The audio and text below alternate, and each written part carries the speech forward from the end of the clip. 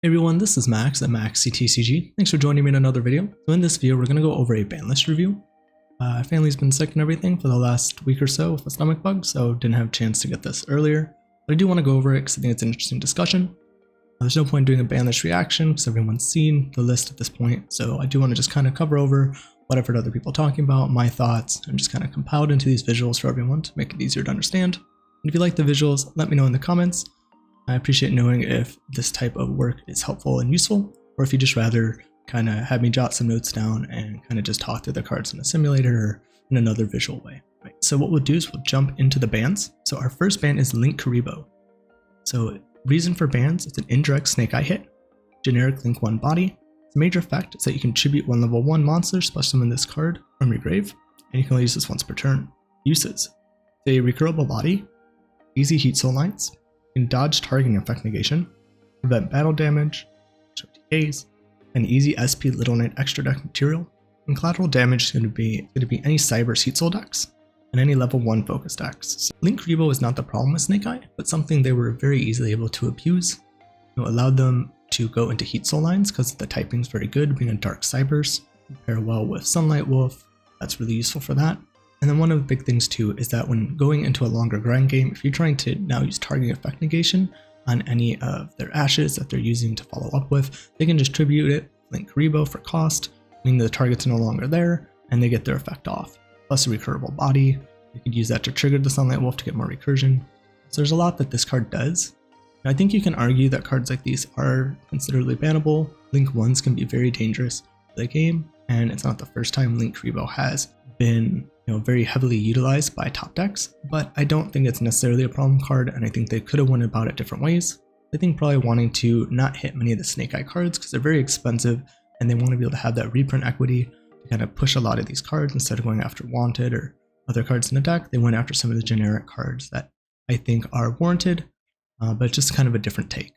So let me know if you guys think Linkuriboh is worth banning. Was it a complete mistake? Do you think it's still bannable even though you might have had a different preference, like hitting Ash instead for Snake Eyes? Let me know. So next we're going to have Baronne de Fleur. So I think this was a great ban, just one I wasn't seeing coming. So the reasons for ban, it's a generic Omni Negate, overshadows other level 10 synchros, and again was abusable by Snake Eye. So pretty much all of the bans on this list have an indirect Snake Eye hit. Major effect, that's a quick effect. When your opponent activates a card, you can negate that activation and destroy the card. And once per turn, you can target one card in the field and destroy it. So its uses: the generic level 10 Omni Negate, destroy a card on the field, you can tag it out to splash summon cards from the grave, the way to negate Nibiru before the 5th summon, and you can reset the negate with SP Little Knight, banishing it and bring it back to the field, since the negate is only while the card's on the field. It gets used at once.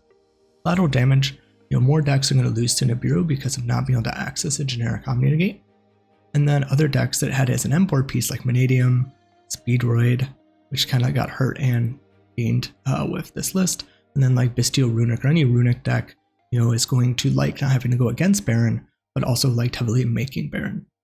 So there's going to be some discussion and pros and cons on that.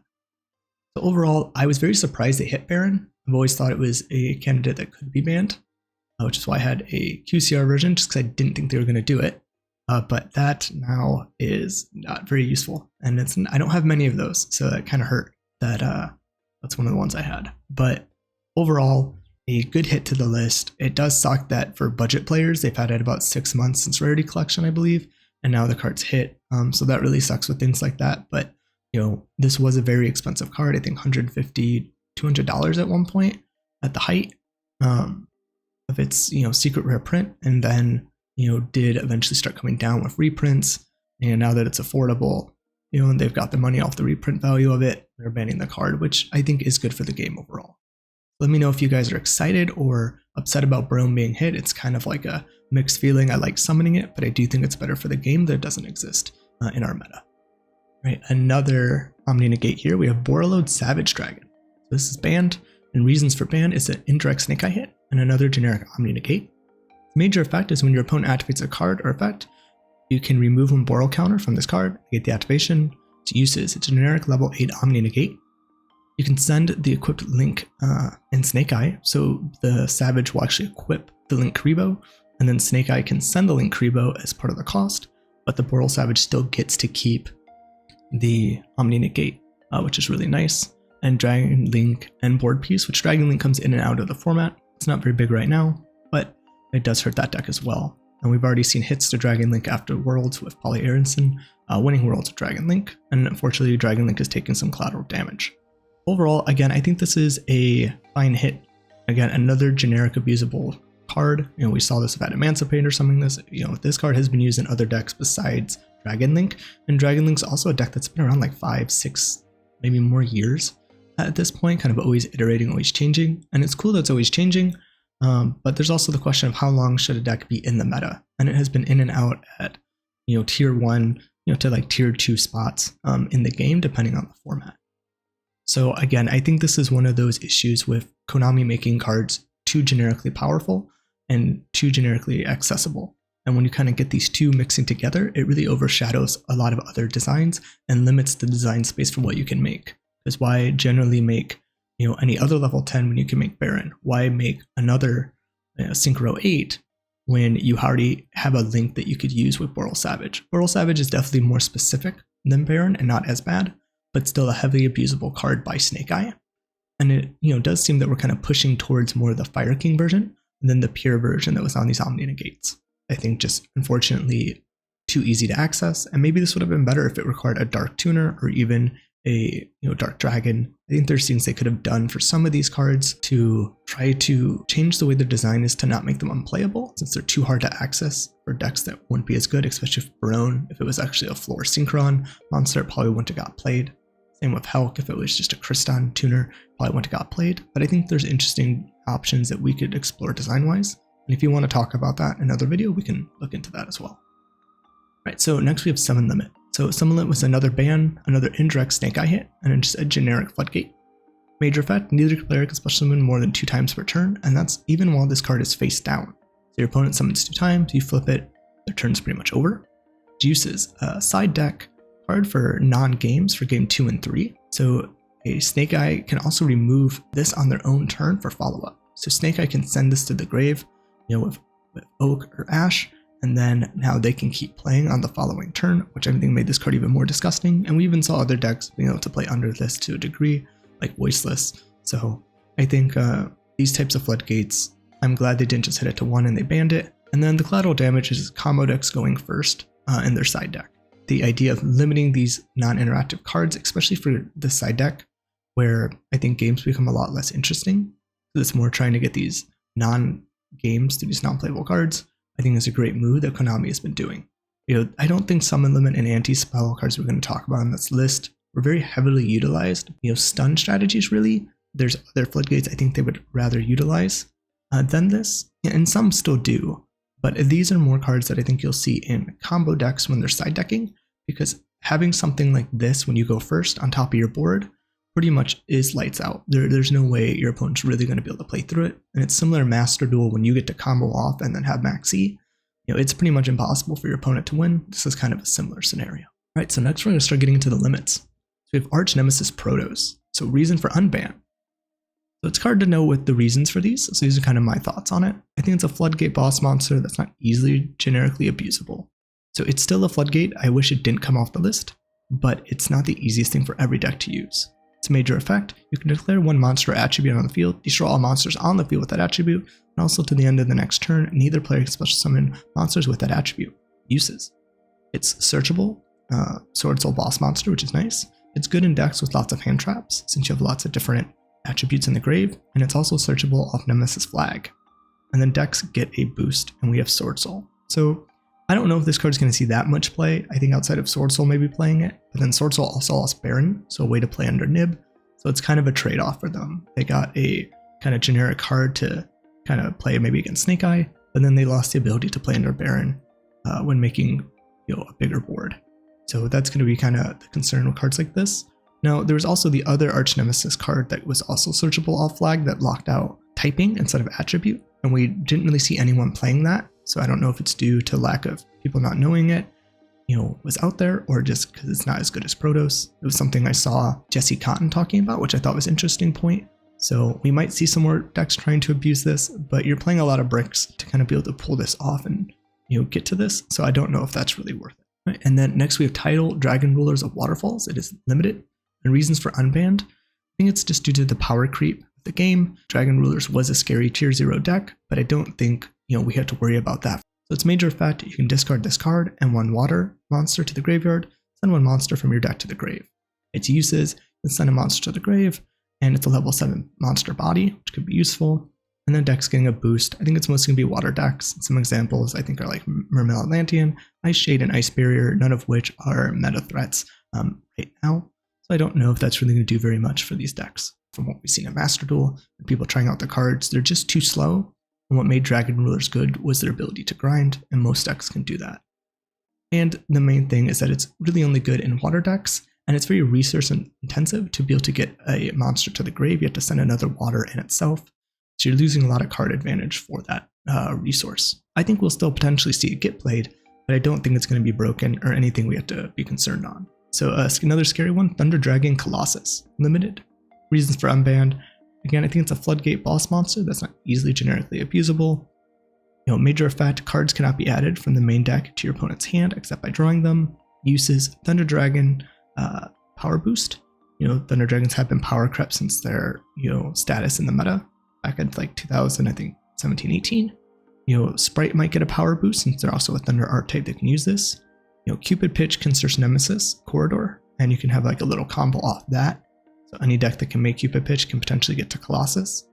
It's a good M board piece against search reliant strategies, and then decks getting a boost. I think it's really just gonna be Thunder Dragon and Sprite, and any decks trying to kind of do the Cupid Pitch combo. But overall, I don't know how to feel on this. I don't know if it's just more, oh god, I'm scared because I didn't like this card back in the day when it was powerful, or if it has been somewhat power crept and just not as available. One, you're gonna have to be able to summon this and insulate against Nibiru if you're making a bigger board, because this by itself isn't necessarily the most threatening, depending on the deck. Any deck that can get 2 monsters on the field could potentially get to a SP Little Knight and banish this by linking away into one into a link and then have their other body. A lot of decks are capable of doing that. We also have Infinite Impermanence and other cards I don't believe we had when Thunder Dragon was very popular, so you can stop just the non-searching ability. But again, I do think we will see some play, but I don't feel like it's going to heavily affect the meta. But we'll just kind of have to see how that ends up going. Sprite can summon this card, but they're in a weird spot where I think they have to be able to want to play under Nibiru with the Sprite XYZ, but then that's going to lock them from not being able to summon this. So they have to be able to make their board and do that on the 4th summon while still getting Colossus out, or they're playing into Nib. And I think because of these hit stage generic Omnis, we're going to see Nib probably see a lot of play as long as it's good in the format, which I think it will be. So next card we have is Majespecter Unicorn Kirin. So limited. Reasons for unban? A boost to Majespecter, and Konami pushing more interactive disruptions. So major effect, during either player's turn, you can target 1 pendulum monster in your monster zone and 1 monster your opponent controls, return them to the hand or hands. Uses, Majespecter ceiling increase and pendulum end board piece with less Omni-Negate options. Decks getting a boost, Majespecter and pendulum decks to some degree. So the nice thing with this is Kirin's actually a pretty fair interruption to this point. Konami's really been pushing these more interactive disruptions, something that's not just an Omni-Negate, but changes the field without just saying no. So I think that's kind of a nice thing. So even though this card was very scary, I believe in 2016, I wasn't playing competitively during a lot of the pendulum format. I do think this is kind of a fair trade-off, to be able to give, and I'd much rather have pendulum decks use cards like Kirin than just end on a bunch of Omni-Negate cards like Borreload Savage, Baronne, Bestial Dispatter, different cards like that. I think kind of limiting that option and making it more generic is good, and I think we will see this kind of help the Majespecters that got new support and maybe push maybe some sales there or just some viability of that deck. I don't think it's going to be amazing, but a still helpful card to have. And it'll be fun to see if this does anything. So next card we have that was limited. So reasons for unbanning. It's a soft once per turn that's not overly abusable at 1 copy. Its major effect is that the turn player can pay 1,000 life points and activate one of these effects. You can draw a card, destroy this card, your opponent gains 1,000 life points. So for uses, we have the FTK deck boost. So any deck that's trying to do an FTK will get a little bit of a boost from this. Generic set rotation target, which might be good with a lot of the field spell reliant decks that we're seeing playing Ancient Fairy Dragon.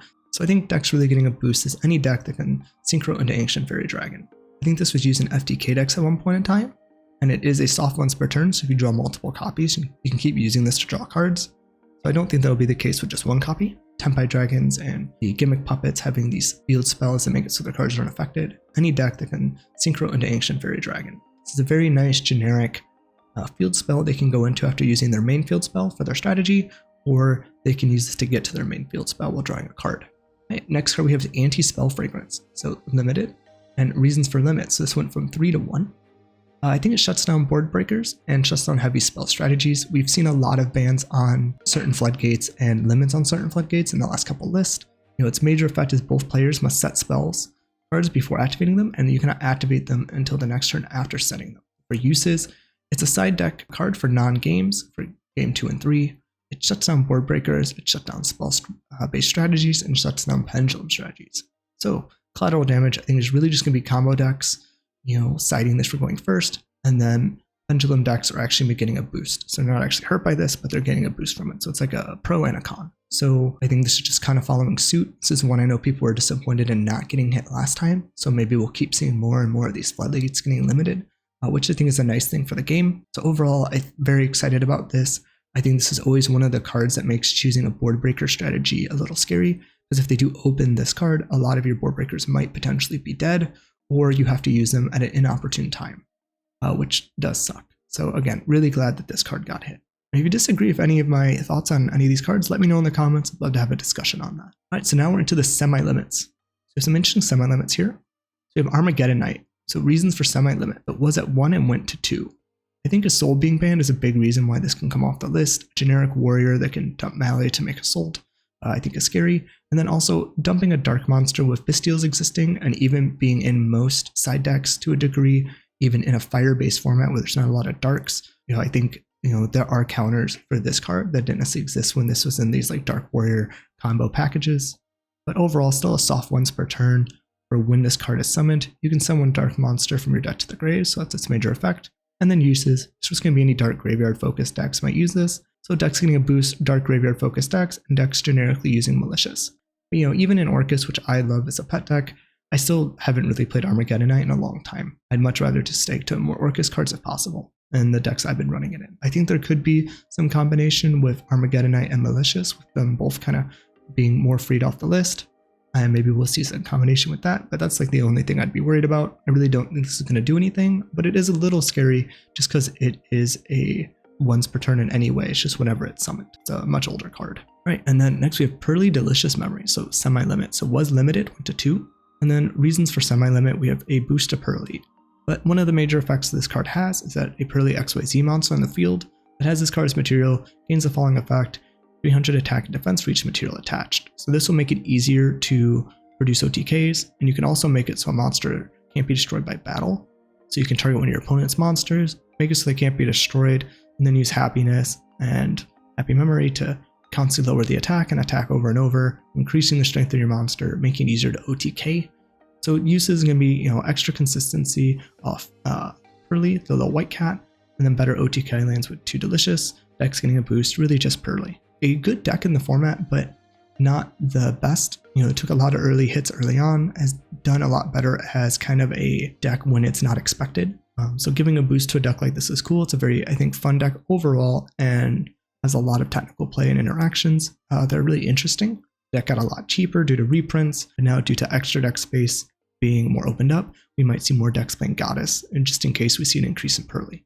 And from what I understand, there are some lines that are available with having 2 Delicious that are not available with 1. That was something I heard Pac mention on a very good Purrely player. So next we have Destiny Hero Malicious. So this went from 2 to unlimited. Reasons for unlimit: I think Assault is banned, and then it gives it a boost to hero decks. Plus again, Bestials are in the format, pretty much always to some degree. Major effect: you can banish this card from your grave, special summon 1 Destiny Hero Malicious from your deck, and then uses, generically good for link climbing, and also boost generic rank 6 XYZ strategies, so you can go into Beatrice a little bit easier in decks like Unlimit, and we might see decks getting a boost, hero potentially, and Unlimit potentially. I heard some people in some threads I was looking at saying they don't even know if they'd play 3 melee. Maybe the same is true for Unlimit. It's really good when you just mill 1 and you get to get the other 2 bodies now for free, but I'm not sure on how much play we're really going to see this. I think heroes can also recycle, getting 3 bodies total off of this instead of just 2 now, so that's kind of useful. We'll have to see if it really does much. Neither, heroes and even tier limit are doing the most at the moment, but I don't know if this is going to boost those decks a ton either. And then next we have Orcust Harp. So went from 1 to unlimited. So reasons for unlimit, just power creep and Bestials. Its major effect, you can banish this card from your grave, special summon one Orcust monster from your deck, except Orcust Harp. And then uses more consistency for Orcust. It's a good card to be able to discard and then also let you extend. And you also can just do an Omni Negate counter trap search with Galatea, which is nice. And I think decks getting a boost is Runic Orcust and Horse Orcust, a really good card to discard off Hugin, or Mseti or other cards with the horror strategy as well. This type of card kind of came off the list years ago, but it's just one of those, I think they really wait till they know that the deck won't be able to compete in the way it used to, being, a tier 1 strategy at one point. And then also just due to the Bestials being in the game, it's going to be a little bit harder to trigger cards like these. And then we have our last couple cards on the list. We have Speedroid Terrortop. It's unlimited. I believe this was at 2 and now went to 3. Reasons for unlimit. It's a boost to Speedroid, and then Baron is also banned. Major effect, when this card is normal special summoned, you can add 1 Speedroid monster from your deck to your hand. And if you control no monsters, you can special summon this card from your hand. So if you don't have anything, you can special summon it, and then search another Speedroid card, then summon, and it makes use for generic rank 3 XYZ access. I think decks getting a boost is Speedroid, and then any rank 3 focused deck, potentially Goblin Riders, Phantom Knight, or BA potentially. I think with Speedroid, it's kind of interesting because they got Terrortop, which is like their really good extender kind of starter card, but then they also lost Baron, a really good wind synchro that the strategy liked to utilize. So I'd say Speedroid probably got hurt more than it got helped, but still kind of a balancing act on how much this will help versus losing Baron. And then last but not least, we have Sky Striker Mobilize Engage, went from 2 to 3. I think reasons for unlimit, I think Sky Striker has been power crept as a pure deck. And then we also have Bestials again in the format, targeting Ray. Its major effect is that you can add 1 Sky Striker card from your deck to your hand, set Mobilize Engage, then if you have 3 or more spells in your grave, draw 1 card. Uses more Sky Striker consistency, and then also better Sky Striker Board Breaker Engine. Deck's getting a boost. I think Sky Striker gets a boost from this, but then Snake Eye Sky Striker as well. So this is something we saw Joshua Smith bring to a regional, and other Snake Eye decks kind of utilizing the Striker engine, since it lets you kind of use it to play through hand traps, but also break boards. And having another engage just does make the deck a lot stronger. I don't think we have to worry too much about Striker. I think it'll just be a rogue deck in the format overall. It's a deck that's still a little bit too slow. It has really nice new support with linkage and having thrust to get engage and now 3 engages, and ability to eventually go like engage into engage into engage. But overall, I think the deck's a little too slow, and a good Bestial on a Ray really does hurt the grind game of the deck quite a bit. Right, so that pretty much covers it. All of the cards in the list. Let me know what you guys think and what are your thoughts. Is there anything you disagree on, something you wish would have came off, or something that you wish would have got banned? I'm personally not too sure if Snake Eye got enough of a hit. I think maybe it would have been better if they would have taken maybe a even small hit to Snake Eye Ash, but I do like the direction that the format's going, and I much rather face Fire King Snake Eyes than the pure version of the deck. And I'm very excited with some of the hits that Konami's doing, like limiting or banning floodgates, getting rid of these generic omnis. I think the game's becoming a lot more interactive, not necessarily slower, which some people might like, but overall, I think the game becoming more interactive is really great for its health, and I think we have a very strong game moving forward still. All right, everyone, I look forward to seeing you guys in the next video, and I'll see you there.